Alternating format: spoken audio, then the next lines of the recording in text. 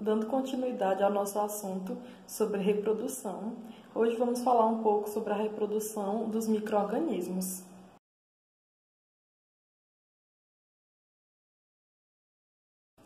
Iniciando primeiramente falando sobre a reprodução das bactérias. As bactérias, como a gente já sabe, são seres microscópicos, procariontes, que não possuem um material genético envolto por um núcleo, fica solto no citoplasma, e são seres que se reproduzem por reprodução assexuada, que não há participação de gametas masculino e feminino. O tipo de reprodução das bactérias é chamado de fissão binária, onde uma célula só se divide e dá origem a duas novas células com material genético idêntico à célula-mãe que originou. Como isso acontece? A célula, inicialmente, faz a duplicação do DNA do cromossomo da bactéria, que é um DNA circular. Esse DNA se duplica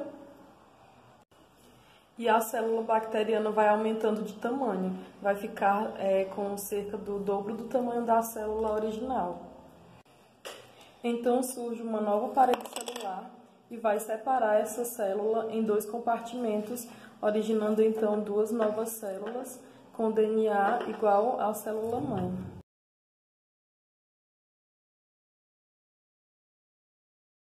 Falando agora um pouquinho sobre a reprodução dos protozoários. Os protozoários, eles são seres pertencentes ao grupo dos protistas ou protoctistas.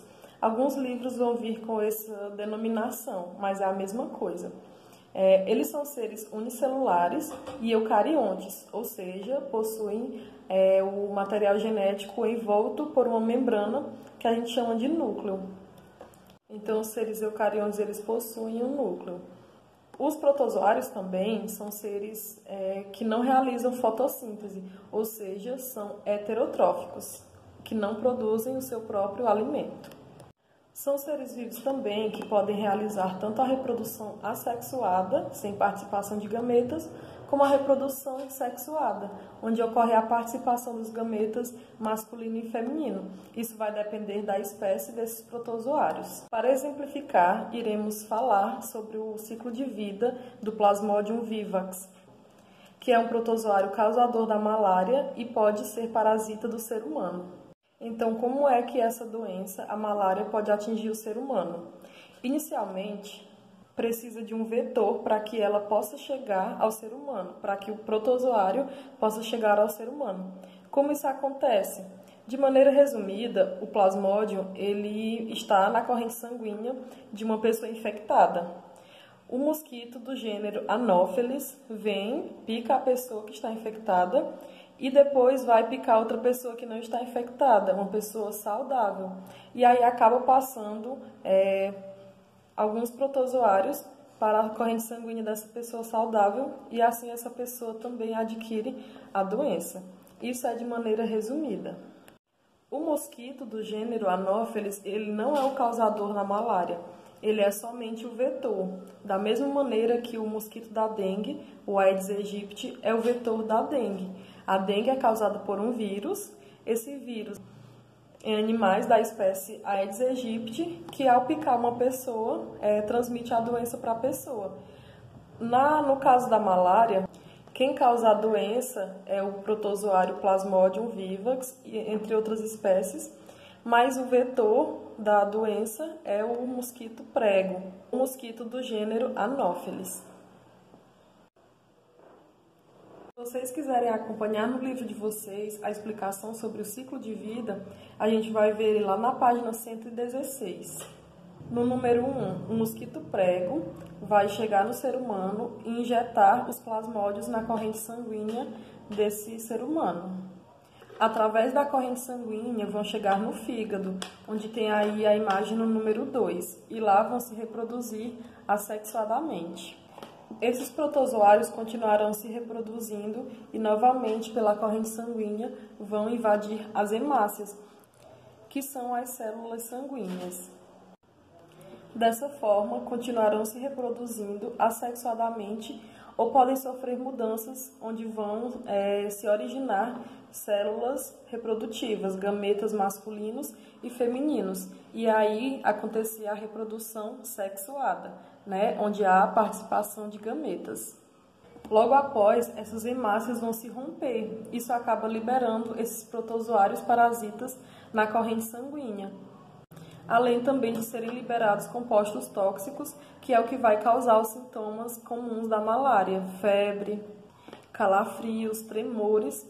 Isso a pessoa vai sentir esses sintomas por conta desses compostos tóxicos que são liberados juntos com os protozoários. Como esses protozoários vão estar na corrente sanguínea, ao serem picados por um mosquito, digamos que essa piranha aqui seja um mosquito, ela vem, digamos que eu sou infectada, o mosquito vem, pica a pessoa que está infectada e vai em outra pessoa. Quando ele chega nessa outra pessoa, ele vai transmitir os protozoários para essa pessoa saudável, que agora também vai conter a doença e todo o ciclo se reinicia.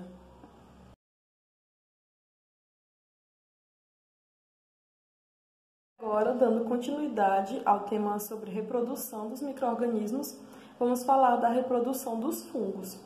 Como a gente já sabe, os fungos eles podem ser unicelulares ou pluricelulares e são seres heterotróficos, ou seja, que não produzem o seu próprio alimento.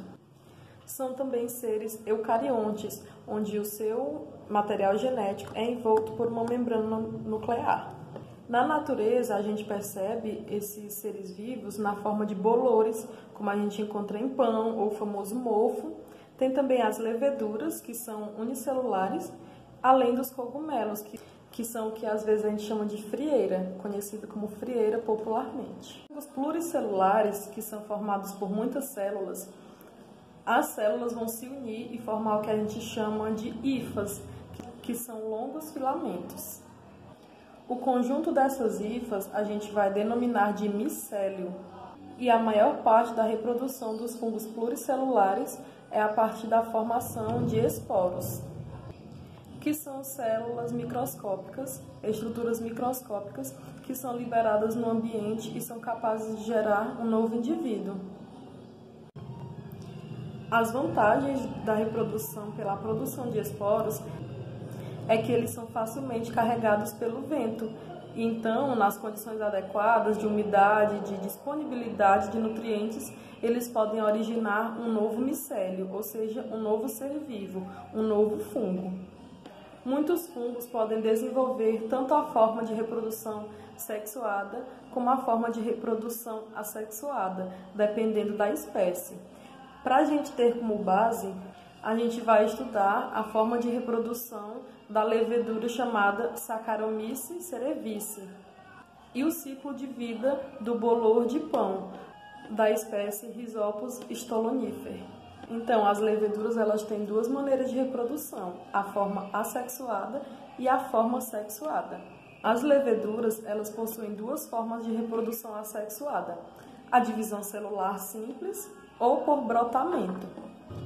Na divisão celular simples, uma célula inicialmente vai dar origem a duas novas células de mesmo tamanho. No brotamento, geralmente, as células que se originam são menores do que a célula mãe e vão se originar na superfície externa, do lado de fora da célula. Forma-se uma pequena protuberância, que é uma projeçãozinha na célula, que é chamada de broto.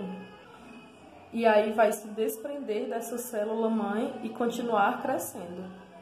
Dessa forma, uma célula mãe de levedura pode originar mais de 24 células filhas. A reprodução do bolor de pão pode ser tanto assexuada como sexuada. O bolor de pão ele é um fungo pluricelular, formado por várias células, que são as famosas hifas que a gente já falou, né? Que são os filamentos de célula dos fungos pluricelulares. Essas hifas penetram no alimento e vão absorver os nutrientes que estão ali presentes. Na fase de reprodução assexuada dos fungos, dos bolores, vão se desenvolver estruturas específicas nas hifas, que vão produzir os esporos. Esses esporos são produzidos em grandes quantidades e vão ser liberados no ambiente. Em condições adequadas, esses esporos podem germinar e originar um outro fungo. um novo micélio. Esses micélios são formados por tipos diferentes, chamados de tipos sexuais, que a gente vai diferenciar aqui por mais e por menos. Isso ocorre na fase de reprodução sexuada, onde essas hifas diferentes podem se encontrar e se fundir, formando assim um novo micélio. Da união dessas hifas sexuais diferentes, vai se originar uma estrutura que vai produzir esporos. Esses esporos, produzidos vão ser liberados também no ambiente, que em determinadas condições de umidade e disponibilidade de nutrientes vão originar um novo fungo, um novo micélio, como a gente pode chamar também esses fungos pluricelulares.